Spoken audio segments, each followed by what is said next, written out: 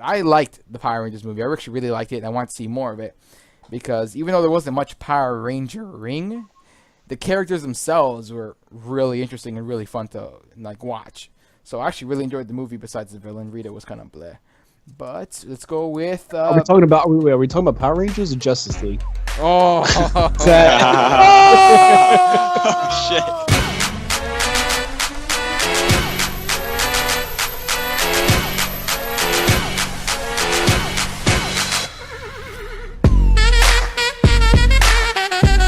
Hiya, Toots! It's me, Harley Quinn. Welcome to Talking Nerdy's podcast. This is the newest episode.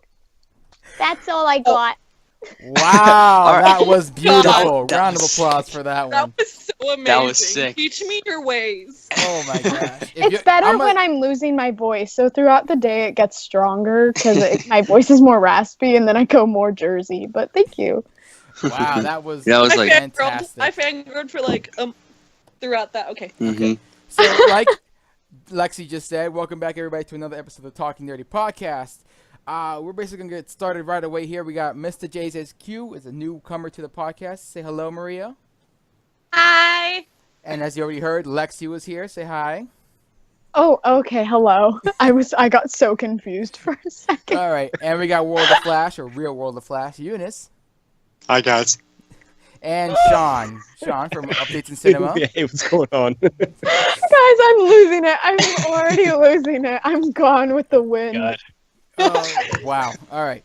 So we gotta get started here. We have a lot to talk about. We gotta do a quick little promotion for Heroic Hollywood and for God Hates Geeks. They're both our sponsors. You can check out their websites in the link down description or link in the description down below. And they all, although they post stuff online, doesn't matter. We're here anyway. So let's get started. First thing we're gonna talk about is the Rampage trailer, guys. So what did you guys think of the trailer? 'Cause I know you guys just saw it like a minute or two ago. Let's go with Eunice first, if you remember that far back. Yeah, because it's fresh in my head. I think it was alright. This is not a movie that I'm usually like appealed to. Like I'm not crazy for these type of films. It does remind me of like San Andreas, but like mixed with like monsters and stuff. And coincidentally, The Rock was in San Andreas. But yeah, I'm digging the attire though that he wore in Jumanji, and coincidentally looks the same here. It's because it's the same thing. He walked from one set to the other. You serious? No. Next one. All right, Sean. Yeah. So, have you guys played the game at all? Nope. No. Okay. So I feel like I'm dating myself here, but so am I going to say the same thing? I Sean, feel like... what was it like when the dinosaurs were Deja around? vu.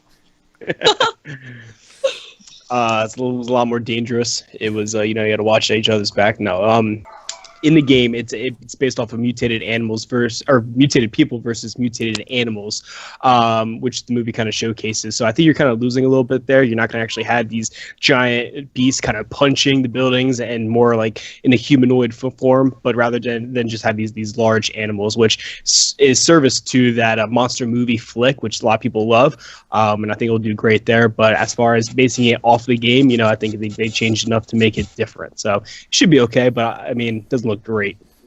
Everything just sounds so much smarter when Sean speaks, I swear. Yep. That's why I tell him to speak for me, but I gotta have my own voice. So, Lexi, do you have anything to add to what Sean Yes. said? Okay. Sean, how are you? Oh, come on. I'm kidding. I want to respond to actually Eunice, who said that, Dwayne Johnson, like the movie kind of looks like San Andreas. Well, that's because the director is the same director. It's Brad Payton. That's why there's the connection, and probably why he wanted to work with Dwayne again, because they already homies. Who But doesn't want to work with The Rock? I'm just saying. Yeah, true. Maria, what do you got? Well, kind of back. Probably not gonna go watch it in theaters. Maybe because big monsters around the city, I can't really pay attention to that. It's just me as a personal like.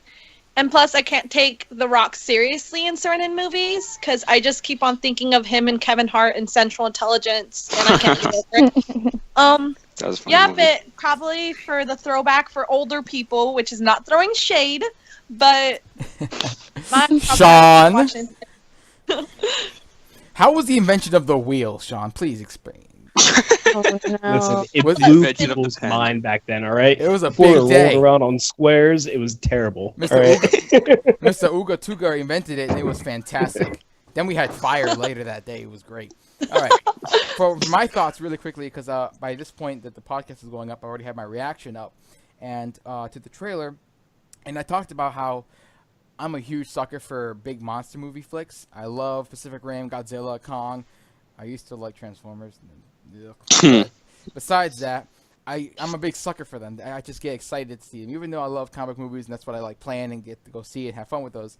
When it comes to just monster movies, that speaks to like the kid inside me. So I'm already sold because the story looked solid enough. The Rock looks like he was doing the Rock stuff. The CGI, even though it's not done, it still looks pretty good. So I'm pretty excited to see what they're gonna do with it, you know. And hopefully it's gonna be good. That's all we can ever hope for is just a good movie. So let's gonna move on to the next subject here. Fox. What does the fox say? Fox is selling properties or something. Sony, Disney, they're trying to buy stuff. What's going on? I'm gonna give it to Sean because he's better explaining this stuff. Yeah, so it looks like 21st Century Fox is looking to sell off their film properties. So they'll still retain their TV properties, their sports and news properties, which is what they're trying to focus more on, it looks like, in the future. But that means, yeah, all the characters that they currently own for film rights would transition over to the company that buys them out. So whether that be Disney or Sony, who's a new player that just came in, it looks like we could have some superhero crossovers, which is fantastic, but would definitely become a huge monopoly in the film world. So, yeah, what are your thoughts? It would be a monopoly if, like, let's say Disney, for example, if Disney bought Fox, which they're not going to do because Fox is not selling Fox itself. It's selling properties away, which to me, the reports are assuming maybe it could be Marvel properties. It could even be the Star Wars properties for the original trilogy that Disney could buy back and be able to re-release the original property, the original films without the edits. That's actually something that can go into that.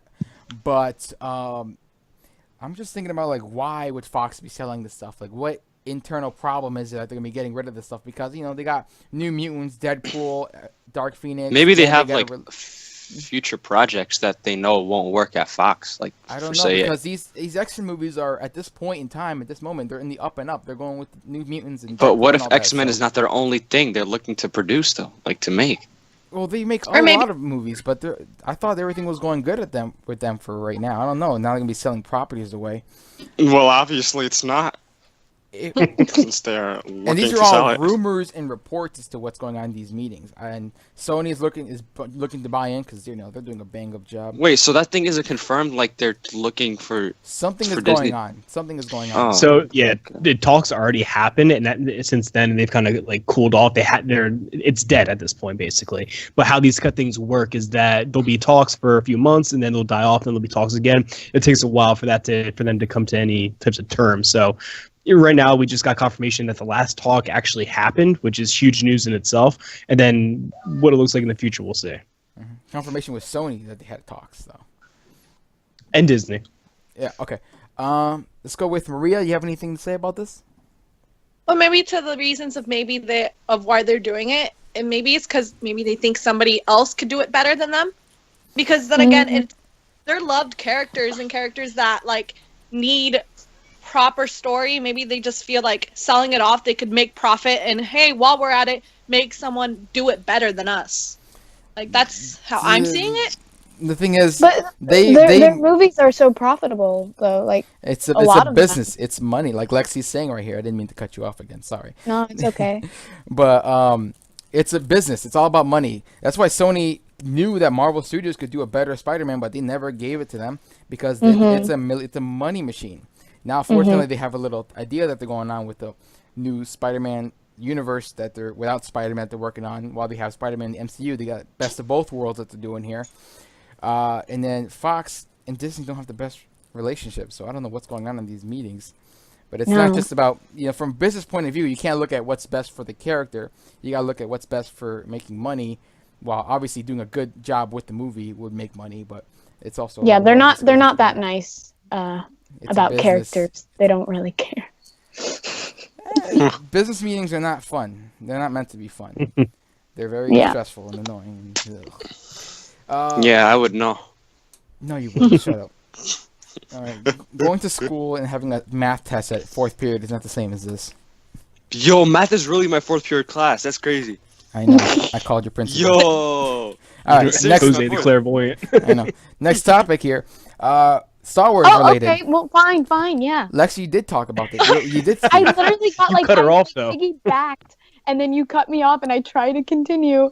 I just want to say that I'm afraid if Disney takes some of the Marvel, because then we're gonna like what's gonna happen to Deadpool and like that. Oh, that fudge cakes! Like he's just gonna he's gonna try to yeah, make it as like chocolate as possible. you can't do that. That wouldn't work. I could see Deadpool showing up in an Avengers movie for like let's say 10 minutes or something like that, right? And he just starts swearing, but it gets bleeped out, and he gets to be like he'll look at the camera. Why am I being Bleeped out?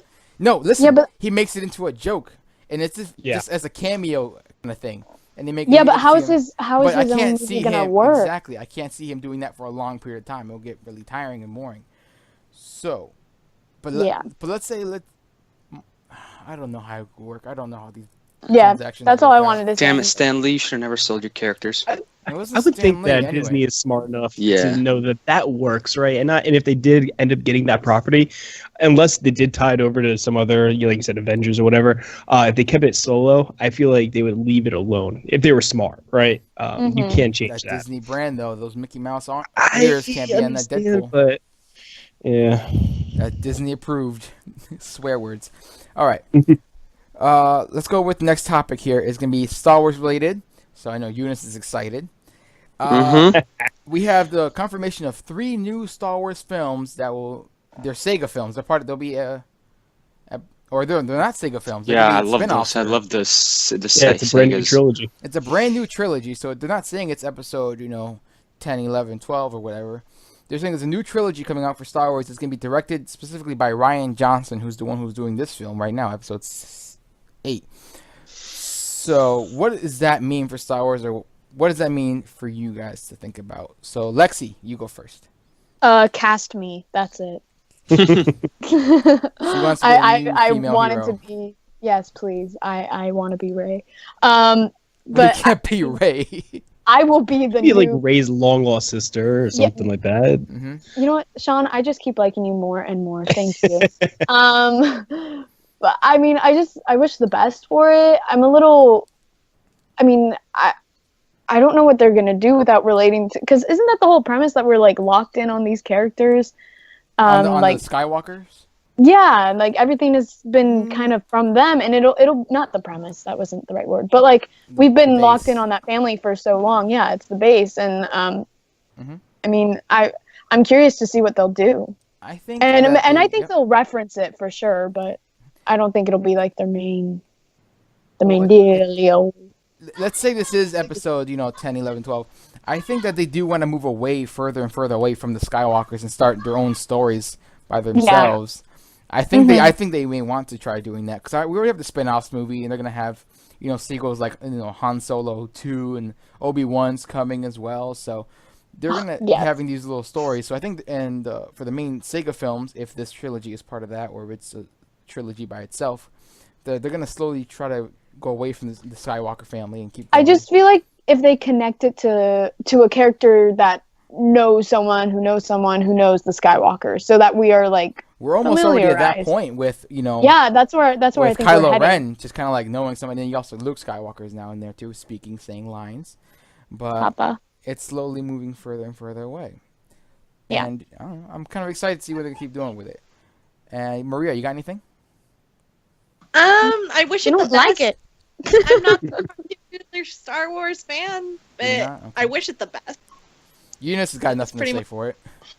What? No, exactly. Sean, So I love Star Wars. I feel like they built up such a world and such a lore around it that you don't need to necessarily stick with the Skywalker storyline, but you kind of build off of some of the themes or some of, you even said like maybe the side characters that had been introduced, maybe not necessarily in films, but in other forms, whether it be video games, TV shows, etc. I know they said it was kind of going to be like brand new, but I feel like there's so many things you can do with it, and they built such a rich world, and it's such a great foundation as far as sci-fi films go. That I'm really excited for it. So that's all we have to say about that. Hopefully, Cast me. Sorry. you don't just cast Lexi and you got the money. You got the money. We'll all go see it. You got I have no 4 money. people that'll come see the movie. Hey, And help me write the script.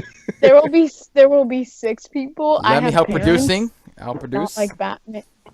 Eunice, you want to direct Alright. it with your limited Star Wars knowledge? Almost none. Hey, I mean, if the DCU could have people do that, then why can't they have me do it? Damn! Wow, some shade.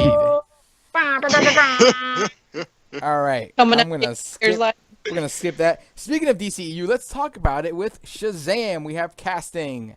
Oh, Zachary that was Levi has been bad. cast. as Damn. Shazam. You did that on purpose, right? Yeah, you did.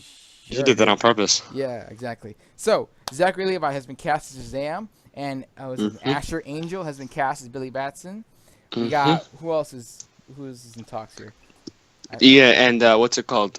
Damn it, what's his name? Something. Mark Strong. Mark Strong. Okay, so we got Mark Strong being Crazy in on talks for the villain. Is that correct? Mhm. For the villain? Yeah, Doctor's his complicated name. Hold on, right here. He's like a wizard. Whatever. He's a wizard guy. And then we also have Grace Fulton as well has been added or is in talks or something like that for it as well. It's probably a love interest or something. But And I'll bring in an inside source oh, to this, an inside casting. Ooh. Jack Grazer, he might be in the film Okay. He is for from- a mystery You heard it character. first, right here. Heard it Yep, first on here. Talking Nerdy Park Bam. with some unknown source, so we have no proof of this. So, Eunice, you got the most to say about this. Talk about Shazam for me. Zachary Levi is a really dope cast, a very unique cast. He's certainly not my first pick. Derek Thielen was my first pick. But yeah, he came in second, and Zachary Levi just took that role. And Through an the Billy Batson. unnamed source, you know that he came in second place. No, it was announced actually by Heroic Hollywood Oh. and the Rap. Asher Angel was cast as Billy. He's not my first pick either, but I'm pretty sure he'll do good. Yeah, and Mark Strong as a villain would be really dope. Isn't Mark Strong was the low-key villain for the sequel to Green Lantern 2, which never happened? Yeah, But but let's hope Eunice, this will I happen. specifically remember you ranting a lot on Instagram about this casting of Zachary Levi. Oh yeah, I've learned to accept it, but yeah, I was pretty pissed off Let's- because he only has 4 months to get into a build that is at least near Henry Cavill, but we don't know. my thoughts He's on probably it- gonna be CGI and muscle, Yep. muscle suit. You So can you know CGI what? out a mustache. You can CGI muscle. Exactly. You dodge a wrench, you And dodge a shade. ball. Nice. Listen, my thoughts on it were, like, character-wise, Zachary Levi has a very childlike personality that he can portray very well. Yeah. So I could see him, if you give him the build, I can see him being like that. So I think it's a good casting character-wise. Physical, well, we have to see how he's gonna do because he's gotta fight whoever. It's Yeah, gonna be. he's an extraordinary actor too. I really love Zachary Levi. I Like don't I've even- loved him in pretty much everything. Like Alvin and the Chipmunks, he's like one of the main reasons why it was good. Heroes Reborn. Why it was good? What? It's the Chipmunks. The All right, Chipmunks. you see, calm down. Also, if Mark Strong is be playing this villain, that means obviously Black Adam will not be the villain because apparently Black Adam is Yeah, going to no, be the he's villain not. for Suicide Yeah. Squad, while also getting No. his own spin-off movie as well, which is That's 'cause it's crazy. Ragnarok. And that's a fun. rumor / report that the Black Adam will be the villain for Suicide Squad 2, and I'm like, but isn't the problem one of the main problems with Suicide Squad 1 is that they're fighting against magic and stuff like that? Like Yeah. some people were saying they were Dude, they fighting don't learn from their mistakes. if they were fighting like Deathstroke or if they were fighting something more like another team kind of thing, it would have been more interesting. If they're fighting another magical creature, especially something like Black Adam, they're gonna get their butts whooped. Like how you make a movie about that Exactly. looks believable. Black Adam is like Superman level, like and if you saw Justice League, you know how Superman can really be. Mhm. So I That don't dude was like it. overpowered as shit. But besides that, we're going to stay with the Shazam stuff right now. Let's go with Lexi. What do you got for the Shazam news? I think I talked a lot earlier, but I agree with Eunice about how I think the kid's gonna do well. I cannot remember his name. Asher. Yes. I mean, I hope it's good. I just really hope it's good. I want it to be good, and I'm nervous that it won't. But we'll be fine. What, has DC let you down? Pfft, no. Yeah. Let's go with. No. What are you talking about?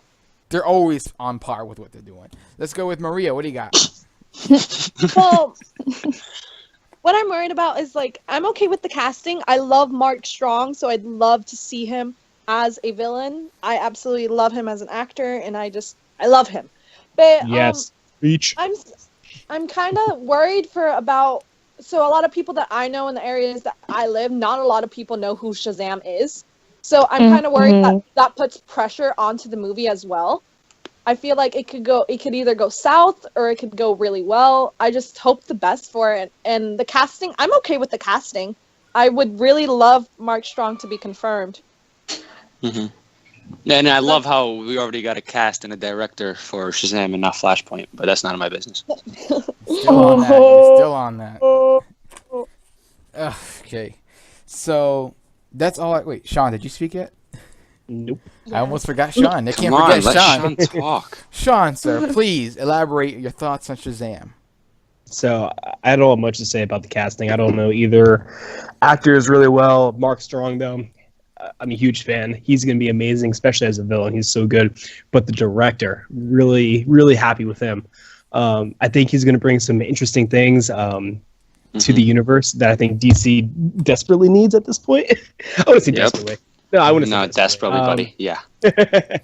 But I think I'm really excited. He's definitely has a unique and a creative take on the character, and it'll be really interesting to see where he goes with it. Mm-hmm. All right, moving on to the next topic here. This wouldn't be too much of a discussion here. Remember that movie, the small movie that came out earlier this year, Logan? Do you guys remember that, kind of? With that, I think so. Kind of, right? Yeah. It was okay. Was it that Last of Us ripoff or something like that? Wasn't it? Yeah, okay. Remember that little girl, X-23, what was it, Lauren? Something. Daphne whatever. King, yeah, her. Okay, so looks like there's a rumor report that they're developing a spin-off movie about X-23, guys. Why the fuck? What's all this bullshit been for the last 2,000 fucking miles? What? Okay, shut the fuck up! What do you guys thoughts on I would that? love that. Exactly. Yay! I'm gonna give it to the girls first. Maria, Yeah. go first. What are your thoughts on that? I actually adore this idea because I'd love to see her progress. I want to see just her. I loved her, and I think she's a phenomenal actress. And I just be excited. I want details. I want to know. That's pretty much. I'm gonna give it to if you're done, Maria. I'm gonna give it to Lexi in a second. But I want to say that if they're developing an X-23 movie, then what's going on with the selling of their properties, right? It doesn't make sense if they're selling Marvel properties. Yeah, no, you're so right. I don't. They have all these ideas that they want to do, and they're announcing things, and it's like, oh, but hey, let's sell. I honestly just, yeah. Okay, I'm gonna comment on the movie. Okay, that sounds so cool. She's the best. Honestly, I adored her reactions and her facial expressions and just how she worked with the character, and I think she grew a lot in Logan. And I'm excited to see how she works on her own without him, and what that would look like. So I'm in. Woohoo! Let's go with Eunice. Perfect. I'm happy that they're doing a spin-off and they're not recasting Wolverine already. So, yeah, I'm hyped for it. And she was amazing too in Logan. And I'm gonna give it to Sean next. Yeah, I mean, there's not much else to say. I'm all in. Ready? I'm excited to see what she has to over where they're going to go with her story. If they're going to bring in those other mutants into that as well. But yeah, I'm excited to see that. Exactly. So that's all we have to say on that one. Basically, we just want it. That sounds like an awesome idea, depending on what the story is going to be. But now we're going to move on to the next topic. Power Rangers. What happened to the sequel? Well, news is reporting that Saban, the company that owns and created Power Rangers, have sold off basically the rights or not sold the rights, but like basically gotten rid of the trademark for the logo for the film. Yeah, they never re-upped on the logo. Yep. Exactly, which means like they've pretty much just dumped that logo off, meaning they're not going to use it anymore. Meaning, is that no more Power Rangers 2 coming? That's it. They're done with it. That's basically what it's kind of foreshadowing. So I want to see your thoughts on it because I liked the Power Rangers movie. I actually really liked it, and I want to see more of it because even though there wasn't much Power Ranger ring, the characters themselves were really interesting and really fun to like watch. So I actually really enjoyed the movie. Besides the villain, Rita was kind of bleh.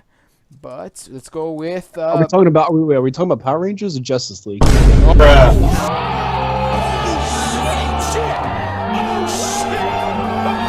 fuck you think you talking to?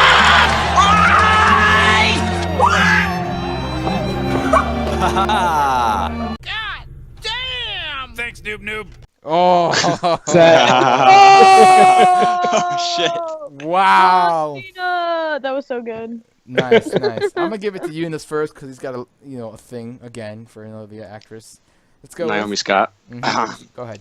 The chemistry in this cast was off the charts. Like, if you were to just look at their interviews and like, it was just amazing. You can tell they had so much fun. Dacre Montgomery he just skyrocketed after this. Like he's been getting offered so many roles, and this movie is one of the main reasons why. And now we're not going to get a sequel, and it's kind of pissing me off. So I've been seeing the actors on other stuff. Obviously, Dacre Montgomery in Stranger Things, exactly. Naomi Scott in Aladdin. The Asian boy is cast in Aquaman. Ludi Lin is an Aquaman, yeah. So I forgot the rest. And then Becky G. Becky G is a singer already, so she's gone. R.J. Kyler is in like other projects as well. Good, because he was everyone's favorite, so I want to see him do more stuff. But let's go with Lexi. What do you got on Power Rangers? You know, I totally agree with the fact that you said that they didn't do a lot of power ranging, if that's the word we're going to use. And it is now. I was hoping that in the sequel, that we would actually get to see more of that. And I think that's what they were heading towards too. And the fact that, you know, the character development, yeah, you're totally right. It was there. It was golden. Like, woohoo.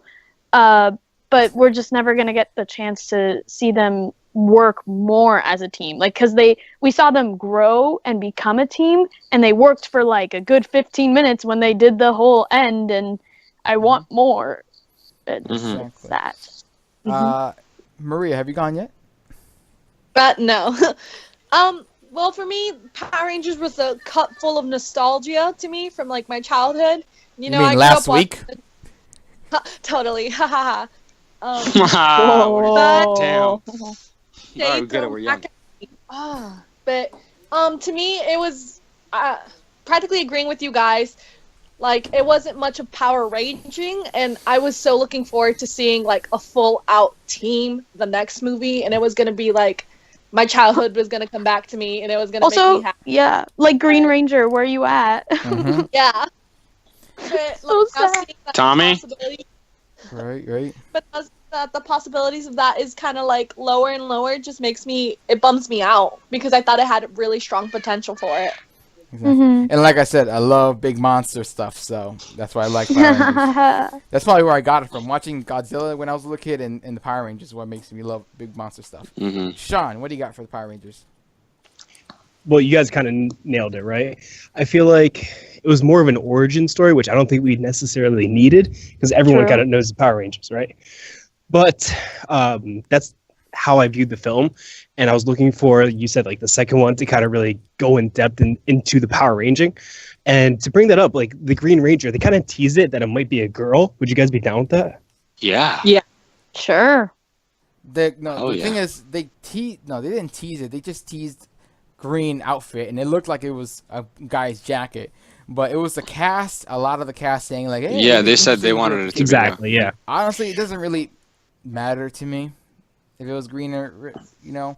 But I think I would have gone with this big. I think they were on with male anyways, but I don't know. If it was a male, I think I'd want Dylan O'Brien. If it was a girl, I really don't know the cast yet.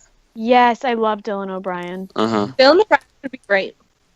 Yeah, he's a really good actor.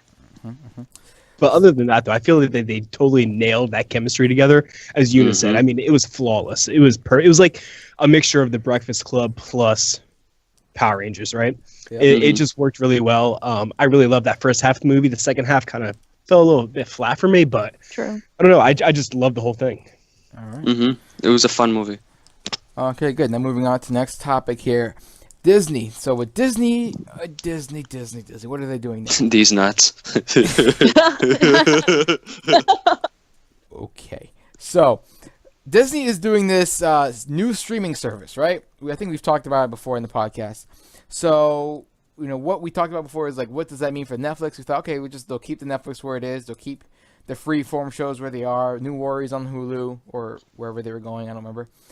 And then now it's all changing again because New Warriors does not have a home. They took it out of wherever they were going with. I forgot where it was. I think it was Freeform. Yeah, it was Freeform. Okay. They took it out of that, wherever that's going. Most likely, I'm guessing it's going to go to the new streaming service. They're talking about the Netflix shows are going to be, the Punisher, Defenders, all of them are going to be pulled off of Netflix maybe next year or in a year or two. So, and probably being brought to the streaming service. And also a new Marvel live-action TV show and a new Star Wars live-action TV show, which would be the first of its kind, are going to be debuting on the streaming service. So Disney is basically like rounding up all its eggs. Like, all right, they had them out there. Let's bring them all over here, and let's start producing here. So, I mean, what does that mean for Cloak and Dagger, on Freeform? All right, is that going to be pulled off maybe and then brought back here? New Warriors, I'm actually really interested to see it. So hopefully hopefully it gets aired somewhere. Most likely it'll probably be in the new streaming service. But what do you think of Disney and them taking it off of Netflix and bringing everything back, all their eggs into one basket for the new streaming service? I'm gonna hand it over to Maria first. Well, it kind of goes into Disney, like pretty much anything for the money, right? It's kind of like, it sucks for the fans and for people who watch it and who are like, oh, I need this. Of course they're going to go and they're going to pay for the new streaming service and everything. But it's just kind of an overall just kind of like, we need your money and we want your money. So we're just going to make a new streaming service, put everything you want over here. And you're just going to have to deal with it. That's how I see it. Like, It sucks. More money out of my pocket, but, I mean, I'm still going to pay for it. Yeah. Exactly. Because they got you. It's like a drug dealer. First time's always free, and then they get you. Yeah. All right. Let's go with Sean next. Yeah, no, I think Maria's totally right there. It's a power play, right? Like they're saying, we have what you want. We have the top superhero shows. We have the top Star Wars shows that they're going to be producing. You got to come here to see our stuff. So I feel like, yeah, they kind of know what people want to see. They know where the money is. They're like, well, give it to me then. I don't need to pay a third party or an in-between man. We're just going to do it ourselves. We'll see. Eunice, what do you got on this one? This is actually a pretty smart move. This is a Disney streaming service, correct? Not just Marvel. Disney. Yeah, you see that's the smart part. If it was just Marvel, that would have been pretty bad. But it's a Disney, so it's not just going to attract one audience. It's going to attract a lot. And the problem with DC is trying to do their own. That's for sure. We know. It's very. And because like Disney, DC's gonna have all the Disney movies, all the Disney shows are all going to be there for sure. Exactly. ABC stuff will probably be on there as well. It's gonna be crazy. But DC is trying to do that too. But what do they? They just have like their old animated shows, and other than that, that's pretty much it. Because the DC live streaming service, which is going to have the Titans on it, which I'll probably end up getting if the show's good. But Lexi, what do you got on it? I hate going last. Sometimes you're first, sometimes you're last. I shifted around. I know it's good. You're doing it well. I just don't. You're doing great, sweetie. You are doing so good. I am so proud of you. Okay. Girls. That's my Sarah Palin for you guys. But it is a power play. It's gonna do well. I will cough up more money. They know. They got smart. you. They do. Shift, I guess. It's like crack, man. They just got you. Are they gonna take like all of the Marvel stuff off of Netflix? Yeah, good chance. They took off all the DC stuff. Speaking of crack, these pixie sticks spilled over on my desk, and it just looks like it's a pile of cocaine just sitting here. Blue cocaine. I'm on my way. When that happens. Here I come. Like it's Breaking Bad over here in my apartment. All right. Beautiful. Moving on to the next one. Here's some pretty triggering stuff. I'm sure the comment section, we're not going to be hated on us for this. Batfleck news. What's going on? Is he in? Is he out? What's going on after Justice League? What's happening? Jake Gyllenhaal is going to be a new Batman. That's a new rumor. The Matt Reeves movie that's being produced is going to be a younger Batman. It's not going to be part of the extended universe. Is it going to be part of it? What's happening here? Someone explain to me. Sean, please help me. I can't help you. I feel like it's all clickbait, to be honest. I fell for it in the beginning, and then it's kind of like the boy who cried wolf, right? Like every week or every 2 weeks, we're getting a story where he's leaving, But Sean, what? It's a different boy crying wolf every time. That's the guy making me think. I think there might be a wolf. You know what? I think Ben Affleck didn't sign up for this to be like a forever deal, right? I feel like he maybe had a certain set of films planned out, and after that, they're going to be done with it. But Warner Brothers kind of had a different plan where they see the potential and they kind of want to, I don't know, move forward or harness Batman in a particular light. So now they're kind of stuck with Ben Affleck trying to leave and them trying to go in a new direction. Mm-hmm. And that's why you have possibilities of Flashpoint, you have possibilities of all these other films. But I'll believe it when I see it. It's that simple. Like I said, I've heard it too many times now where I'm just kind of brushing it off until I get some concrete news. For me, it's because I've heard it so many times, it makes me wonder, there has to be some validity to some layer of this. He's got to be, in some of his comments, you can hear the undertone of like, well, we'll see how it kind of goes, kind of like. Well, dude, he literally said he's not going to be in Batman for 5 appearances. No, agreed. He said, so, you got like, what, you're doing 5 movies? He goes, oh, we'll see.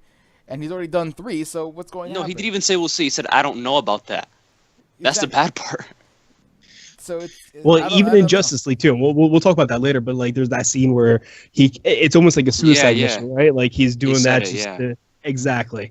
So I think the idea was for him to, like I said, it was always his intention to only do a few films. I think WB is maybe just kind of trying to milk it a little bit more, saying, no, come back for this. But yeah, we'll see what happens. Flashpoint. All right, next. Let's go with Maria. What are you thinking about Batfleck? Also, Dacre Montgomery's tweeting about Nightwing. What's going on with that? Maria, help me here. Okay, so I'm going to start out with Affleck. I feel like when he signed up for this, he kind of thought of it as a Christian Bale thing, 3 and I'm done and I call it good. But I feel like he got put into a universe that's building inside itself, and then he realized, well, Batman needs to be in more of this. Warner Bros. Is like, well, we need you for this part of the universe, and we need you for this, and this, and this. And Ben's kind of like not wanting to do it because he just signed up for a quick job. Well, not quick, but more like 3 and done. So I feel like, same as Jose, I feel like there's a validity, I can't say that word, to there's some the truth. rumor. There's some truth.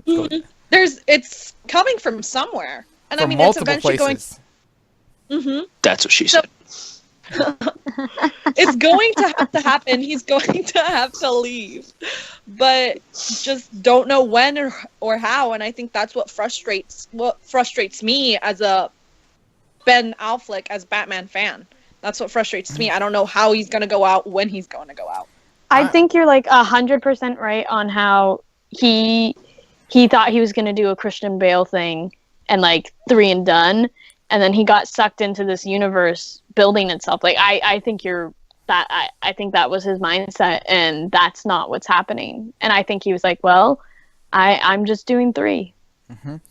I actually don't agree with you guys with that one. I actually don't think that he had the mindset, because he's got to ruin the vibe. You're so fucking annoying. Listen, I look, when they casted him, he talked about the meeting he had with them, and all that, and I'm like, yeah, but you see what Marvel's doing, and they talk about Marvel in those Warner Brothers meetings. They have to, and they look at like, oh, we want to do what they're doing. Let's we're gonna cast you as Batman. He must have seen that this is gonna be a longer process. Maybe if he looked at it like the Christian Bale thing, is because he thought the hype for comic movies and these universe things are not gonna last that much longer. And he is obviously an older Batman. He is an older actor playing these roles, so it's kind of harder on him physically to continue building up this giant body for him to do. So maybe he didn't think it would be as long as it is, but now these movies are taking off. And also, the reviews are kind of hitting on him harder, and it's gonna hurt his career. Maybe it can hurt it. It can not hurt it. It depends on the Well, public yeah, I public think point of it view is of him. hurting it. Listen, George Clooney was Batman, and that didn't do shit to his career. It did something. It's Yes. No, it the didn't. fact that his name's still attached to It Batman. just created it's, memes for. It's more than just memes. Bat nipples. All right. I don't know. I really want to know what his reasoning for leaving or wanting to leave is, because even though the movies are received, It's taking a toll on him. and the money being made from these movies is slowly going down. But the fan connection to him is strong. Like, the fans like him as Batman, so his career, I don't know if it's hurting that much from it or not. I mean, I think maybe physically, maybe obviously his marriage went through. Yeah, that's the problem. It's like it's not just. I think it's like more than Batman. I think it's more than just the money in the movie. I think it's hurting him, like, personally. But I think you kind of touched on something, Jose. It's like they started out with an older Batman, right? So where do you go from there? You can't. There's no place to go, right? You're already to that point. You can't go back and have him fight the Penguin. You can't have him go back and fight all these classic villains, which they kind of allude to already haven't been done. Exactly. But also, So they if you kinda- actually set up a universe that, like, oh, well, yeah, it's said to be done, but if you don't have a visual, you don't have some type of idea, it's going to be harder to build that universe. Agreed, yeah. So Like, they already already shot lived themselves in universe. the foot, starting with an That's older where- Batman. It was a problem that we all saw from the beginning. Getting older Batman image, you're gonna be missing a lot of the character Absolutely. building. But it was a nice thing to watch. I mean, we all like Ben Affleck as Batman. I liked him a lot in Justice League. Yeah. Yeah, he's great. He made jokes in Justice League. That was new. All right. Joss Whedon. I could. Yeah, I know, for real. What do we got next in topic here? I guess now we get to talk about Thor Ragnarok. We saw the movie, guys. It came out, 2 weeks ago? We can talk about Thor Ragnarok. We can talk about Justice League. And at the end, we're going to go on a little rant about Rotten Tomatoes, and then we'll be done with the podcast, guys. So let's talk about Thor Ragnarok. Who liked it? I think we all liked it. Yeah, it was good. Yeah. I had fun. I like how Very. it's been like 2 weeks since we saw Thor, so now the hype is done. We're like, yeah, it was a good film. It was nice. I know. If we had I talked know. to us I thought it right was afterwards, hilarious we'd be like, stuff. oh my god, it was great. Yes. Yeah. So true. Listen, I just Korg. get it out of Korg. my head. Korg. Korg is the love of my life. You know, Korg nice is my tough dad. exterior, but like the heart of a teddy bear in the inside. That's Oh, what women I want. love him. Great. What were you gonna say? Oh, it just Korg's kind my of dad. like. I think of this post that I saw. If it doesn't work the first time, try a second time, and if it doesn't work the second time, make it a comedy. Like Exactly. Oh. I mean, that's just how I think of it. Of course, I enjoyed the movie and it was Mhm. fun and everything, but like I can't get that out. Just like Full they give it spoilers. so much praise. Mhm. I mean, it's good. They give it praise, but like there's a past to it too that you can't really overlook. Okay, And maybe that's just as a trilogy So as I- a whole, it's not the strongest trilogy. As a film by itself, it's a strong film, comedy, beginning, middle, end, character development. Villain was, some people say the villain was the best villain in the MCU. Some people say it was just another Marvel villain, except that. And the MCU? Hell no. Listen. Yeah, Listen, I agree. a very good villain in the MCU is one person's perspective. Another one could say it's another basic villain, but it's just that Kate Blanchett did it so well that makes you think that it's a really Yeah. good villain. Yeah, but I think that was the main problem with the film. It was just hella. They needed more hella and less jokes, but I'm not gonna. You Yeah, know, there was. Go ahead. I haven't even thought about that, and I think you're right. Like I wish I saw more of Hela. She was stranded on Asgard the whole time. I know, but they could have added more.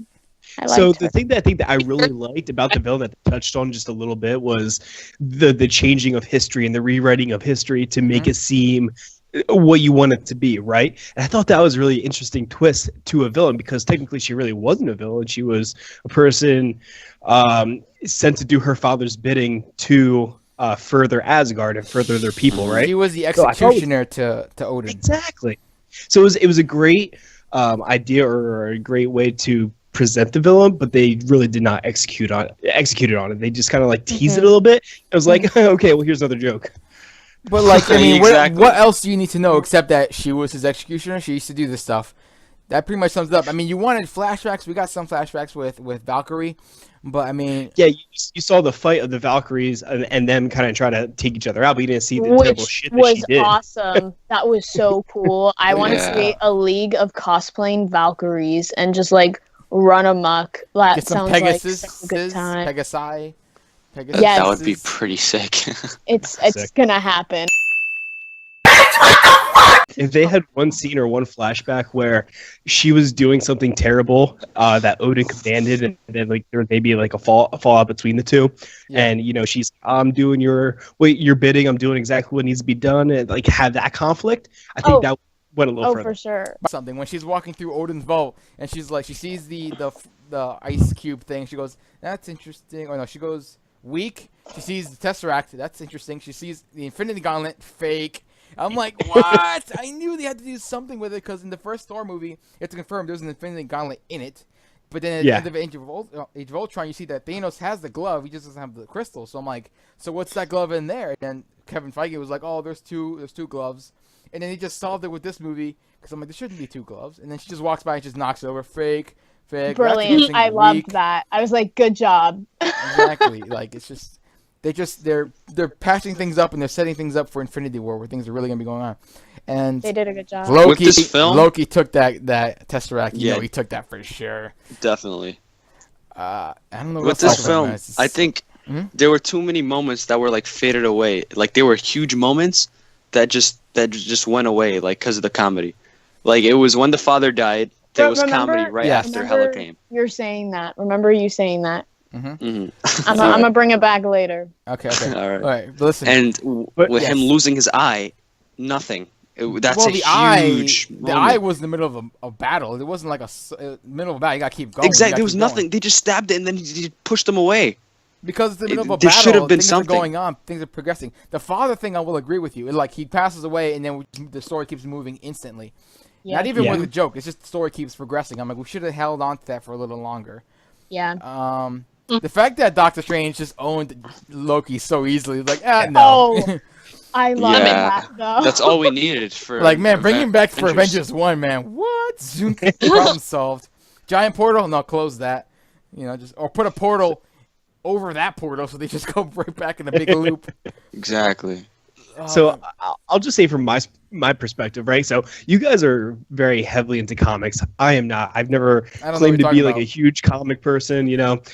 I'm a film person, and going to see this film and seeing the other Avenger films, obviously, or Marvel films prior, I was. People, I would say, criticize Marvel of being too funny or throwing too many jokes in there. But the jokes that I found in Thor were more topical, or they had to do with the situation. Whereas it wouldn't be funny to necessarily the characters, but it's funny to us because we understand it. What else do we want to talk about it? I mean, the post-credit scene with the Infinity for Thanos' ship. It's confirmed that was Thanos' ship pulling over in front of them.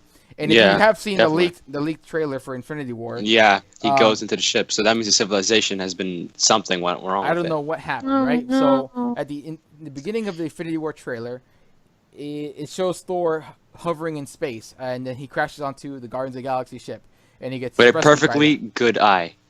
them. in the trailer, because Yeah. Because I We bet can't that spoil the eye patch is probably CGI eye patch. They CGI everything these days. So when they were filming for the Infinity War trailer and the film itself, they didn't have it, and then they're gonna CGI the thing over it. That's how they get you. These Marvel trailers, you can't trust them. I know. Same Which thing with is Star good. Wars. Star Wars trailers, you can't trust these things anymore. Good. They're selling you lies, Lexi. They sell you lies. I like it. Makes me feel good. All right, so yeah, my theory What is that happened to Thor the goes and tries Asgardians? to. did they get taken captured? Basically, why is Thor out? Did they blow it up? Loki's still alive. I so he think didn't to get blown show up. Thanos how sick he is, he's gonna kill everybody on that ship. That Except ship is Loki gonna and go to Thor? complete shit. And Korg better not die. I'm Not telling you. Korg and Meek. Dude, when Korg came up and said "piss off, Ghost," and then Meek shows up in the Piss off, background. That's my Ghost. favorite Ready to part. go. That's my favorite part. Ghostbusters, Meek and Korg. The whole intro was awesome, by the way, with the music Yeah. and the Oh. destroying the Surtur. Agreed. Surtur, you son of a bitch! I thought you were alive. You're still alive. Yeah. When the camera panned, when I'm watching, when I'm watching it for the first time and the camera just turns and I see Surtur, I'm like, wait, we're starting off with Surtur? I'm like, I thought it was gonna be like a final thing, and he's like, hey, you're alive, and then the whole thing, and he brings the hammer. That scene where the hammer is just going around him as he's fighting a couple of villains that get through they used the hammer so well. It's the final goodbye to that hammer because they use it. It was like I thought it was like a beautiful portrayal of how much Thor relies on the hammer, and it just makes the heart more. That Hulk and Thor scene with the fight in the arena. People complain about Marvel heroes, especially in Civil War, always holding back. They were not holding back in that fight. They were going all out with each other, and it was awesome to watch them. Superman held back in Batman vs Superman. I'm just saying. The critics didn't hold back on that movie, though. Oh, I like that one. Oh, got him. But listen, that fight was, because it was leading up to it, and he had a really good fight. I was gonna say, what'd you think about Hulk? Hulk was good. I liked Hulk. I think this was the most he's ever talked. Well, yeah, Like, the most we've seen him too. He was a big player in this movie. Yeah, but it was just nice to see Hulk kind of develop a character. I like that we saw more of Mark Ruffalo too. I like Mark Ruffalo. We saw less than Mark Ruffalo because he was only Mark Ruffalo for a little bit. We've seen Mark a lot longer in Age of Ultron and in the Avengers. Yes. Yeah, true. But I really liked him in here. He was more when he funnier. fell out, when he jumped off the ship for that heroic moment, I'm like, he's gonna splat on the ground, and that was the funniest. Totally that was so good. I've seen some people in the reviews saying, I think Bruce Banner is dead. He can't. They're saying he's dead because he died hitting the ground and that he can't come back as Bruce. I'm like, he's not dead because he hit the ground because he shot himself before. He's thrown himself off the helicopter before in the first Incredible Hulk movie. So he's not dead. He's alive. It's just that we have to wait and see how long it's going to be before we see Bruce Banner again because Hulk is taking over now. And the implications for that are huge, right? We don't know when Banner's coming back. Yeah. So I can jump off a. Never mind. Well, he's coming back in Infinity War because there's some set photos of him in regular clothes. So we're going to move on next now to the movie that just came out. I don't know how many people have heard about it because it didn't make that much in the box office. But Justice League! It's out, everybody. The superhero movie of the century. Avengers, fantastic. It happened. It's the event of that summer. We let it go. Now we got Justice League. It's out. Give it to Eunice. I'll give it to Eunice first and second. Eunice is coming first. I'm going to say my piece of it first. This is going to be all spoilers. The movie just came out, but we're going to be talking all spoilers here. So, you've been warned. Me and Eunice went to go see it together as I had some clips of us hanging out in my review for Justice League. We had an awesome time, and we loved the movie. A lot of reviewers have said all these problems with this and this. I'm not even going to talk about the Rotten Tomatoes fiasco, but for individual reviewers that I've read and watched, they had CGI problems, the story's kind of bland, and the...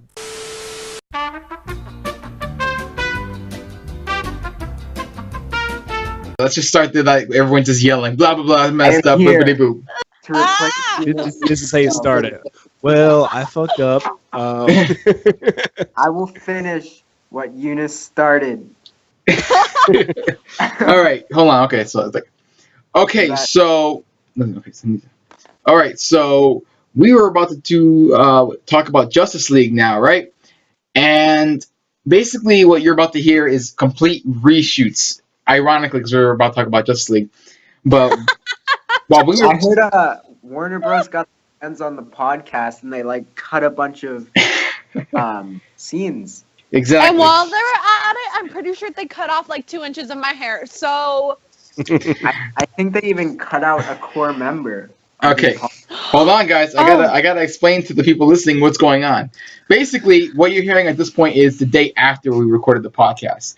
When we recorded the whole podcast yesterday with Eunice involved, because obviously he's not here right now, we have Liam has joined us now instead of Eunice. Basically, we just recast Eunice with Liam. Liam is in the recasted Eunice. Exactly. So basically, now it's Monday night. We were recording on Sunday night, and for some reason, the whole third act of this podcast, where we talked about Justice League and all that, did not get saved properly. It got deleted. I'm not really sure. So basically, all this is going to be reshoots. So you're going to hear us talk kind of a little bit more relaxed because now we all already heard our thoughts about the movie. But we're just going to recap everything we talked about briefly for you guys. So, like I said, Liam is here.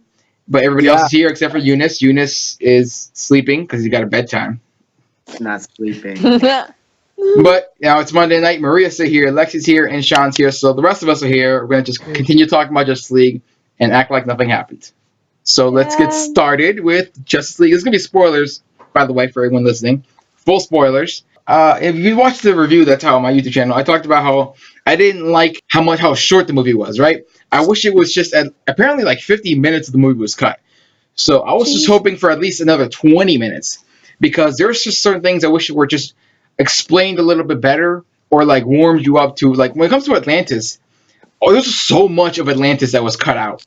That, like what was the actor that was in there? Green Goblin guy. Dafoe. William Dafoe was going to be in there. There's a whole bunch of stuff. Jason Momoa just today, actually, not we're recording on Monday, a statement was released by him talking about what was cut from the Aquaman stuff, included William Dafoe, a lot more backstory about him and his past, including, the throne, all that. And one of the reasons it was cut was because it's going to get talked about in his Aquaman movie alone. So that's why one of the reasons why it was cut from. But I just wish we had some more exterior shots of Atlantis, some more explanation as to where exactly we are in it, some backstory, or just something to help us understand who Mara is in this world. What is her role? Yeah, because if people don't know her from comics and all that fun jazz, they don't know who she is. They're just like, random woman who is a babe. Exactly, right? So. And can scream and fight this thing like a total badass. That was kind of cool. She was a badass. She was a badass. It was just, we needed those exterior shots. You're totally right. Yeah, where we were in this Atlantis world, where exactly. It was. Who knows where. Was so much better than his random weird dive backwards that he did earlier with Batman. I was like, reshoots. Bye. Reshoots. He's like, fuck this shit, I'm out. Seriously, I'm out. Oh my gosh, this is not R. Oh my gosh. But I'll speak from an outsider's perspective. Like you said, coming into it, not really knowing a ton about Mary. I did a little bit of a research for myself, but the whole thing kind of goes down. She puts up an okay fight with Steppenwolf, and then Aquaman comes, and who has been kind of correct me if I'm wrong, but he's been kind of exiled a little bit, or just hasn't been on great terms with them. Because they don't really get into it. They don't really get into it. He's kind of where were you this whole time? They just show up Exactly, but you get the sense that he's not really welcome there, or wasn't really welcome there. But now that Steppenwolf took the box, she's kind of like, well, now it's your job, so I'm gonna stay here after I lost it. Bye. It was kind of real quick. It happened. I'm like, well, what would she do? And she was supposed to be protecting her, right? But again, I understand that'll be explained later. All that fun stuff. But yeah, it just have a little bit more explanation or exposition around it would have been helpful. I mean, I loved Aquaman. In the whole movie, Aquaman was great, I think. You know how they made the bubble underwater to talk? Yeah. I wonder if they're gonna do that every single time in the Aquaman movie. We'll have to see what they're gonna do with that. I don't know. We could talk about the Flash. I mean, that's a big thing. I wish Eunice was here for that. You know what you guys did the first time is you said all the fun, exciting stuff. Because Sean and Lexi are the haters corner of this episode this time. Hey, I don't hate it. They're not haters. Okay, let's talk about what we did. Let's talk about what we liked about the movie. We're not looking at it through nostalgia glassed eyes, right? It's we see the realness. Are you throwing shade at my childhood? Because a little I'll bit, right? Okay. Let's go with Barry. I loved how he ran. That whole thing about the ice skating thing. If you watch how he runs, it looks like an ice skater running. Yeah, that's true. Yeah. But you know what? I like it. Charmingness. I actually like the more fluid way he runs. Very different from the Flash TV show, which honestly, I've never said it, and people are like, "Oh, you're just jumping on the bandwagon for hating the Flash now, or the TV show." But I'm like, I never really liked the way he ran in the show. I thought it was really rigid, and this is a complete 180 where he's very fluid how he runs, how he kind of wails his arms around, kind of looking like Shaggy and Scooby Doo. Don't judge me, you don't know me, you ain't walking in my shoes. But I like it more. I like it better. You know what? Love it or hate it, he made it his own. That's awesome. The deleted scene with Iris West. Yep, the deleted scene's not out. Yep. That was he was barefoot, and he was like. We have no reason to what was going on in that scene. It's a completely random scene, but I don't know how they would fit that in. I don't know. That's why I look at a lot of these shots that were in the trailer and a lot of these shots that we were expected to see.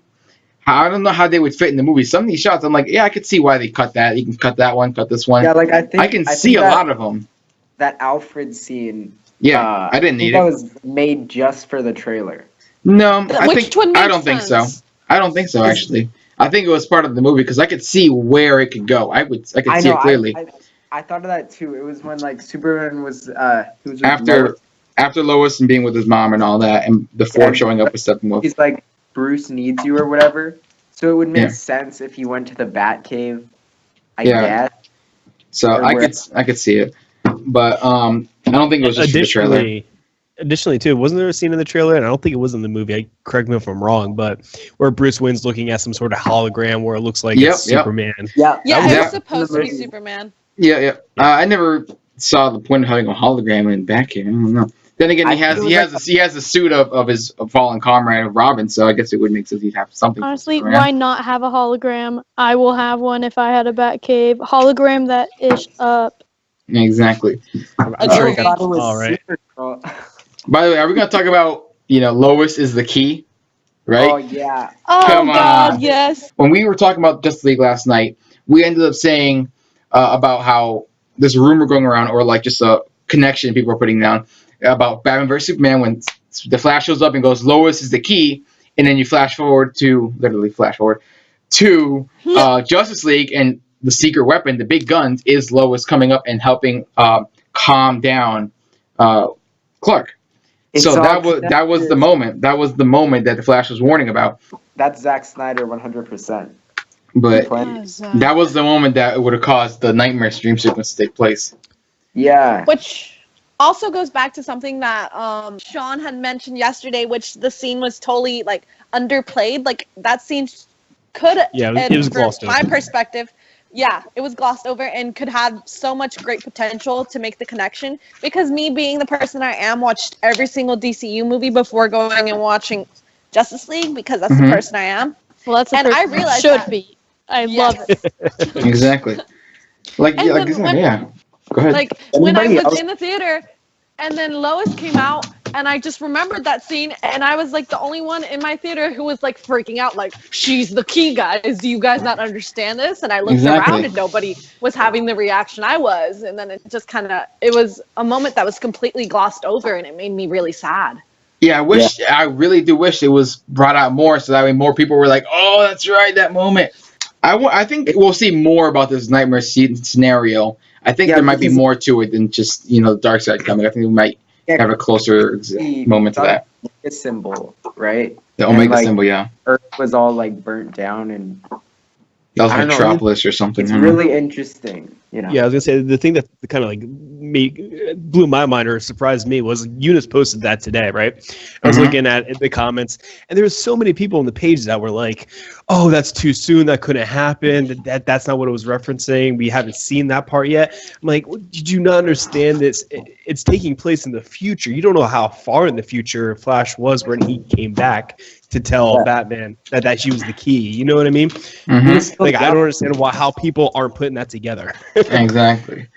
What else? Cyborg was cool. Cyborg is the only one who had any character development, any kind of arc, really. Everybody was like, oh, he was so moody throughout the film. And literally, like, wouldn't you if you literally, like, your dick is gone? You're just like a robot now and you lost your penis. Like, a dickless robot. I would be so mad. I'd be like, I mean, where's my life? Like, well, he's a walking you've vibrator. Seen Robot Chicken, right? Where he's gonna be the guy that bangs the washing machine. That no one saw it. Yeah. Oh my gosh, that vacuum cleaner though can suck. Another thing, adding on to Cyborg was something that his mom also died at the same time. You know, imagine like losing your mother and then losing your manhood, and it's kind of like, of course you're gonna be depressed, of course, yeah, you lost your mom and like the most important part of you. Okay, you obviously know the actor that played Cyborg's father was the actor who played in the Terminator, right? So I was rewatching Justice League, like I was telling you, and there was just this one moment that I just immediately I'm like, damn, this guy is a really good actor, because obviously Ray Fisher is a good actor. Is when he's saying like about the monster, and he goes, "You're not a monster," and he goes, "Oh, it's funny that you thought I was talking about me." Like it's like, oh, love that. I really loved Cyborg as a character. I loved him. Visually, he looks fine to me. The CGI was fine for him.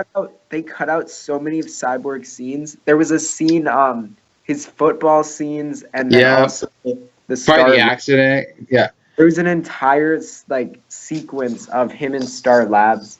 Yeah. And like there was even a scene with him crying in the trailer. I mean, in the words of Eunice, that I want a Zack Snyder cut. Like I want to see those moments. I need to, as the fan that I am and the comic fan that I am. I don't like calling it the Zack Snyder cut. I don't like calling it that because I don't blame Whedon for cutting all this stuff. I blame the studio for making him to do this. I'm sure there's scenes of Whedon that were cut too. It's not like it's all just him replacing scenes. So it would really be just an extended cut that would have more of both of their stuff. I mean, like, I hope they let Zack Snyder look over the movie. Or he hasn't even seen the movie, as far as I know, at the moment. He wasn't at the premiere. And a few days ago, he said he hasn't even seen it yet. Yeah. So it was obviously we're talking about the tragedy that happened with his family and all that, but it was very heartbreaking, and that's why we gave the movie a lot of slack when we were being produced and everything. It did not come up under the easiest circumstances, but I think the movie was fantastic. It has problems. Pacing, I thought, was not as bad as it could have been. I thought it was going to be a lot worse. I think it came out okay. For a 2-hour movie, it was pretty good. For as much as they had to do, in 2 hours, the pacing could have been a lot worse. Yeah. So I think it did okay. I mean, no, go ahead. You go first. Go ahead, and I'm gonna talk about the family. That random family they kept cutting back to. Random family. They got more screen time than like. They got more screen time. They got more screen time than Lois. Yeah. And Mark, Commissioner Gordon, just Mira too. The whole family stuff has to be Joss Whedon. That screams himself, leading up to Flash and Superman saving people, which I guess that was the payoff. That was the payoff, I guess. So I guess I it was forgive so adorable to me. It totally paid off when he said goodbye and all that, and I was just like, "Oh, look at him." For me, it paid off. I mean, I'm a sucker for awkward characters, so I'm a sucker for this Flash. That was the payoff with the family. But realistically, I'm like, why is this family still alive? It's been like 2 or 3 days. These parademons would have like. The girl with the bug spray, though. She protected them. What do you think? She had the bug spray. That's how they survived. She was like, "Come at me, bro. I ain't scared." And they came, and she wasn't afraid. That's another thing is the parademons feed on fear, right? Mm-hmm. The parademons would have swarmed that house and destroyed it. I mean, you think they weren't scared? Well, the girl with the bug spray was fine. I think she found the bug spray and lost her fear, and she was safe because of that bug spray. I agree with Lexi. Boom. So. There it goes. We're good. That's the answer. That's the answer, bug spray. We gotta talk about the post-credit scenes, guys. Oh my god! Listen, that already? There's so much more to talk about. All right, let's go. Well, we're not. There's a lot to talk about. I'm just jumping around.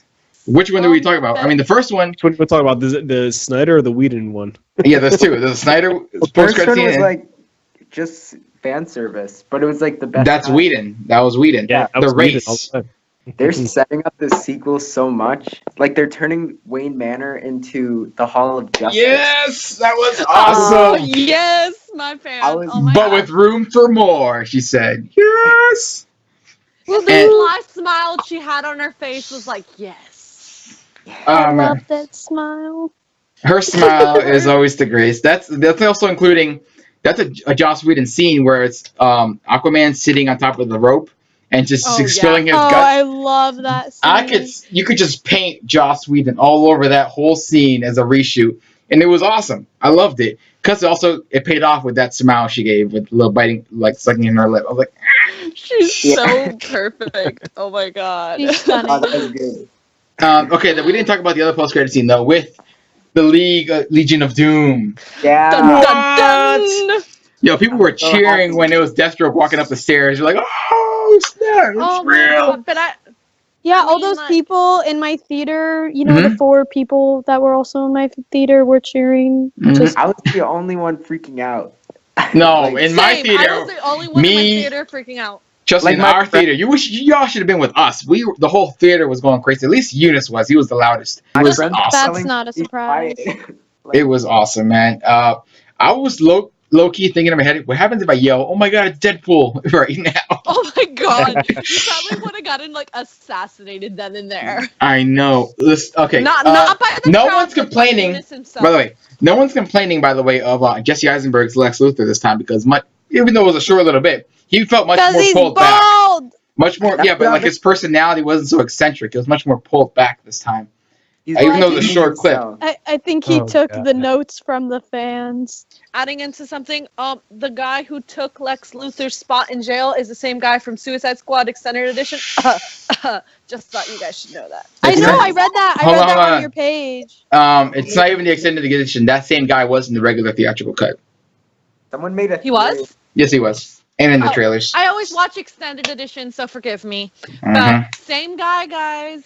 Same guy. And, well, never mind. I'm not even going to go into it. So. Which means Joker got him out. That's what it means. Joker got him out.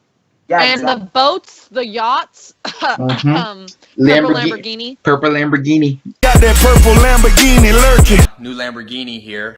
But not to mention the way that he was laughing too. It's very indicative of the Joker gas, right? So exactly. So yeah, the Joker got him out. They're on the boat. Deathstroke, Lex Luthor, and the Joker in a team together. What? And then it's a pretty weak team, though. Let's be honest. Okay, yeah, I know, but like evil level is pretty high. We're definitely gonna be getting like Black Manta. Black Manta, I was gonna say, yep, Black Manta, Black Adam. What? Yes. What else are we gonna talk about, guys? Superman. We gotta talk about Superman. Oh my love. All right, before we get to obviously the mustache gate scenario, before we get about that, I loved every little thing they did with Superman in this movie, including the opening, which was very sentimental to how he was used, even evil Superman, all of it. That do you bleed? Oh yes, that's what I'm talking about. The whole crowd was going ballistic. Can we talk about how like political this movie was too? Because one with the homeless guy, two with the racism with the neo-Nazi going after the Muslim family. Obviously the bombing that was not even a bank heist. That was legit a terrorist attack trying to explode the bomb with 20 seconds. Like that's very political. What's going on in the world today? They're really tying all that in there. And I think it just goes back to what the DCU tries to do and kind of make it feel like you could literally go to another city and boom, it's Gotham, and boom, it's these cities that we've been looking at for so long. So I just feel like they tried tying it in even more, and it just made it even more better, at least to me. All right, we gotta talk about this though. The mustache. Seriously, what? Shrek, that you? That Shrek face. It was bad. Shrek who? Shrek who? Okay, listen. Right from the opening scene, he turns around and I'm like, oh! Me and Eunice are right next. The worst. That was the worst it got. It was that. Yeah. It was that one. I literally just kept on looking at him and I was like, I know your mustache is there. I know it's there. And you know what? I tried some behind the scenes of that. Just so you can see him in a suit with a mustache, that's gonna look cool. Yeah. You know, and the end of it all, like, what did you think you saw? Did you think you saw a Joss Whedon Justice League, a Zack Snyder Justice League, or a mix of both? What did you guys think? Joss, even though I thought it was a solid mix. Solid mix, Lexi? Yeah, I thought it was a mix. You're not Lexi. True.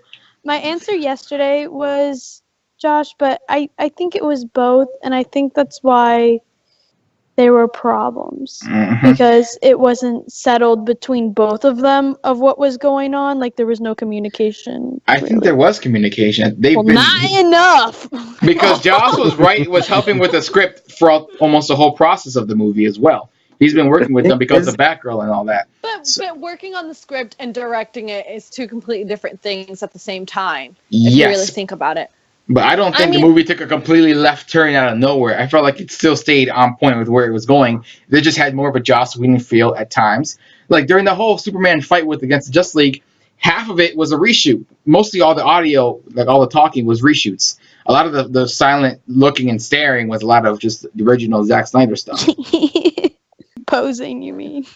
Well, who wouldn't pose when he had a body like that? True. Oh my god, please. I mean, I guys could look at him for Are you guys hours. upset with no facial, like legit no beard and long hair and black suit? I mean, I was disappointed because It he would've been so teased on cool. Instagram he was gonna have a black suit. They teased it, and I guess maybe at one point there was gonna be a black suit, and he cut it out while in development of the I movie. wanted black suit Superman, and I cannot get over that. I wanted the mullet, and that's all I really wanted. And like some scruff and mullet. I would have been happy. I don't need the black suit necessarily. It would have been great. How would they but explain it? exactly, but the hair and the mullet, you could just say whatever. He's got it now. The suit is a little harder to explain. We just had like the nice CGI face. It was good, you know. We loved that. I mean, It would've Shrek been- who? But Shrek is life. Shrek is life now. He does look like the human version of love Shrek. Superman so much in this movie, but his Oh, face, yes. man. Yeah. Besides his Play-Doh face, besides that, he was Maybe awesome. it comes out- He was that happy, smiling Superman I've been wanting to see. I love Man of Steel and all that. BVS was a little hard with him. I was like, ugh. But this one, when he was just like, he shows up and he's just smiling as he's dodging Steppenwolf's punch, and he just like knocks him out. That moment where it's him and Cyborg as they rip the box apart, and then they're like, oh, never mind, I want to die, and they both just start laughing. That was just pure. That was great. I love I don't that moment. understand the physics, but my toes hurt. And then one of them was like, "I work with children," and I'm like, "This is the family. This is the team. It reminded me a lot of the of Justice League, like the animated show. Mm-hmm. And I think that's what just made it so great. It did. It made it, and I love that show. So it made me feel all good and happy inside. But yeah, So that was Steppenwolf though, pretty boring. And I brought this up yesterday too. So I mean, everyone complains about the CGI, which it's whatever. But I feel not the worst. Not the worst. It's not the worst. No, not at all. No, but it's not the best. Mustache. Exactly. But some things that like get to me is when you have a shot where it's literally just his face in the frame, and it's not done well. Like you could tell it's just bad, and that's kind of unforgivable for me when you see some of these other films out here that are just really nailing that look to it. He was intimidating to a degree. He was. Was he though? I mean, like, come on, that part where he's like, "Why do you guys keep saying that? I have a family." I'm like, he doesn't care.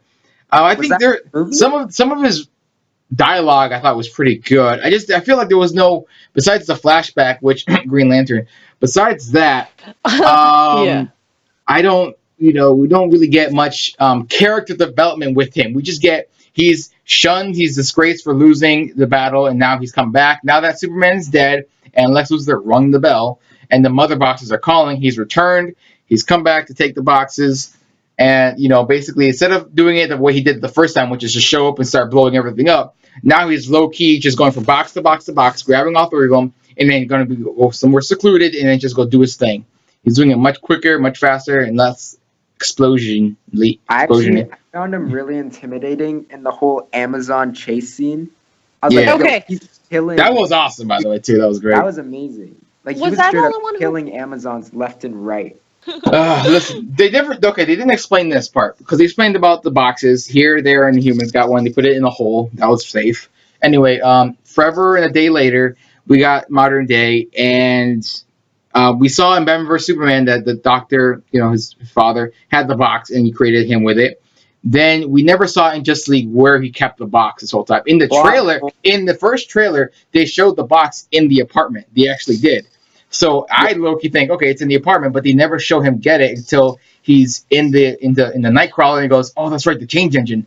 He takes off, and then he comes back with the box. Like they didn't tell us where the box was this whole time, and just shows up like, hey, I got the thing, guys. It was over there. Like that one scene with Wonder Woman was when she's deflecting all the bullets. Like I loved that. That was so badass. I'm a believer.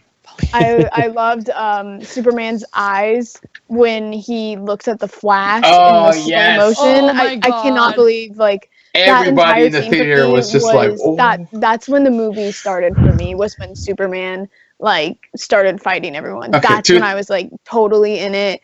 I gotta ask you and Sean this. All right, guys. Superman's rebirth. Did you like how they did it? So we talked about this yesterday. I didn't like it. It was passable.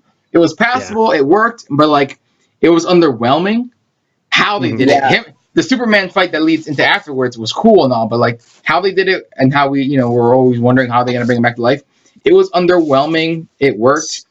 It literally happened so like Flash and Cyborg were literally digging up his casket, and then which was a cool scene. The two of them just sitting there, just talking as like digging it up. Casual about it. I mean, but then again, to me, I understood that Wonder Woman wasn't okay with what was happening, but she put forth no effort to stop it, and that was something like, if you're so not okay with that happening, why are you not putting effort to at least trying to stop it in some way? I think like what Batman said to her like really like made her upset and feel powerless, because I mean, no, don't say the word powerless in Wonder Woman. Ooh, you're gonna trigger people. I'm already triggering people. You're saying a man made a woman feel powerless? What? Oh my god. Careful, Alexi, careful. God, that's totally what I meant to be sexist. Oh no. No, it's just like the whole Steve Trevor thing about how like she didn't do anything that entire time because you let somebody affect her like that. Yeah, exactly. I mean, as bad as asshole as it was from Batman has a point. I mean, like she has no right to try to tell him that it's wrong when she hasn't been out and about doing anything about it until final moment. But we're gonna keep moving forward. Right before we end the podcast, we're actually gonna have a little segment here. We're gonna start doing this now. We gotta think of a name for it. But for Sean, who's the smart person in the group here, I'm exhausted now too. He's gonna have a little segment now. We're gonna start doing this for every episode too, where he's just gonna talk about Sean Talks or Sean's Speaks. I don't know. We're gonna Sean's Corner. We'll think of a name for it. An official name. I don't know. Go. Listen, so he's gonna be talking about just how the movie industry works right now, any problems going on with it, all that stuff. So he's gonna have a little thing, one or two things he's gonna talk about right now before we end the podcast, and we'll just briefly talk about that and end it all up. So let's go with Sean. I hand it over to you. Yeah, I'll just keep it really short and quick for this one. So just there's a new policy that might be placed, at least for Regal Cinemas. It could go to other chains as well, but they're looking to actually charge you more for films that are more anticipated, more attended at the theater. So you could be paying upwards of $25 per film that you go see, whether it be like Justice League, Avengers, etc. If it's doing really well, and really kind of screw over you and your wallet, and then charge less for films that aren't doing so well in the theaters to help kind of drum up that business. So basically, if there's like an indie film that's not doing so well, you'd be paying $4 for that. So that could really affect box office scores, how you go see films, etc. Because ticket price is already crazy how it is now. So, and then secondly, we want to talk about Rotten Tomatoes. Oh my God! Yeah, right. This is a big hot button topic, right? I'm sure the comment section is gonna be real nice with you with this. I can't wait. So, I think the majority of people know that Rotten Tomatoes, they do give out their own reviews. They do have a dedicated person who does that, but all in all, it's aggregated scores from a collection of people who do this for a living, right? So they're giving a score based off of all the collected data from all these other reviewers. So when people say screw Rotten Tomatoes, et cetera, they're not taking into account that these are really the reviewers that are giving these scores. So what you need to do, and not just look at a number, first of all, you need to take it into your own hands to actually take the time to even just read the blurbs or the excerpts, because sometimes a film could be giving it a rotten or negative review, but still have really positive things to say about it, or vice versa. I've seen it where they give positive reviews, but there's actually a lot of negative things. But what I would encourage people to do is to find those few reviewers that really kind of jive or connect with your thoughts. So say you saw The Avengers or you saw Justice League, and these top reviewers said they really, really loved it. Follow them, get their opinions. Don't rely on this one source, this one percentage to dictate what you go see, and kind of take matters into your own hands. When we have information and data at our fingertips, use it. Don't be lazy. Don't have other people form your opinions. But if you are in that position where money's tight and you wouldn't be spending your money on certain things, find those particular people that you connect with most and make that decision there. You see, like you're saying, the problem isn't Rotten Tomatoes. It's people's perception of what Rotten Tomatoes does that causes the problem with this conspiracy that they're hiding the Justice League score when they weren't. They're just waiting to release it with this new Rotten Tomatoes show called, what is it called, like See It or Skip It kind of thing. They're doing some new show where they actually reveal the new score for whatever movie's coming out that week. It's a new thing that they're doing, so they want to start it off with Justice League. So that's what they were doing. People thought they were hiding it on purpose, but they weren't hiding it. You can go to Metacritic. They had the score out early. They had it on the day the embargo lifted. And if you didn't want to score, you can just go to any reviewer that were already writing their articles, posting their videos. The reviews were out there, but people were just upset with Rotten Tomatoes. Like, that's the only place. That's where you get your yes or no answer, which is not true. You need to stop looking at just a number, because all these reviewers, the majority of them are saying the movie is like around the 7. Yet the Rotten Tomato score says it's like a 40 or a 30 something. And that's because it works differently with Rotten Tomatoes. All these reviewers that are signed in, all these critics, these respected critics in their own fields, either are only responsible for saying yes or no. That's it. And that's because of the percentage that they're giving the movie at. So it gives you not the perfect score that you're expecting, because Sharknado has like 80 something percent, but not Justice League has like 30 something. Like it's not where you should be getting your 100% answer on. Not with everything. Not everything should be only Rotten Tomatoes. You should be using a lot of other things. Does Sharknado really have that score? Yeah. But see, the idea with that, though, the perception is because people are reviewing that film because they're reviewing it as a ridiculous, over-the-top. Exactly. That's why you know what I mean? That's it, because you can't compare the thing. When they review a movie like Sharknado, they're reviewing it for what it is. You can't compare Sharknado and Ghostbusters, compare it to Justice League, and like Thor. You can't. There's different things, different fields. You shouldn't compare them anyway. It's like comparing a comedy to a drama. You can't. And the comedy gets like an 80, while the drama gets a 50, and that's because the comedy was funny. It was funny and silly. That's why it gets the score of what it is. While the drama was supposed to be serious, and it failed, and you got a 50. And you can't be using Rotten Tomatoes for everything. You got to be using actual critics that you can look up right now. Like he was saying, and using your own opinion, which is really exactly. What? I would have thought. Common sense? But, what? No, okay, real quick common too, sense, get that out of here. I don't want common sense in here. It's my show. I don't want it. Too, I want to bring to mention IMDb. I know we talked about it last time too. So you have all these people in the comments saying, "Screw Rotten Tomatoes. Just check out IMDb. It's more relatable, etc., etc." Listen, anyone that has an email or can create multiple fake emails can go in there and click a star. You don't have to rate anything. You just click a star. It gives you a rating. They just fixed this, but before you could do it before the film even came out. And there was like a huge issue in the past where fanboys would go in, both Marvel and DC, and rate the film a 10 or a 0 just to mess with people. What was it that I said yesterday when we talked about the same topic last? With the Dark Knight Rises. I think it was the Dark Knight Rises. They purposely went in to lower the score of the Shawshank Redemption to get Dark Knight Rises higher.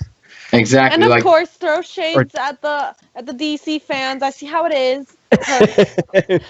I'm just saying this is what happened, and so it's just that's why IMDb is not where you should be going for your reviews. You got those YouTube reviewers. Heck, even I do reviews, but don't watch my stuff. My stuff is trash. But you got all these Wall Street Journal, all those respectable Times Magazine, all that.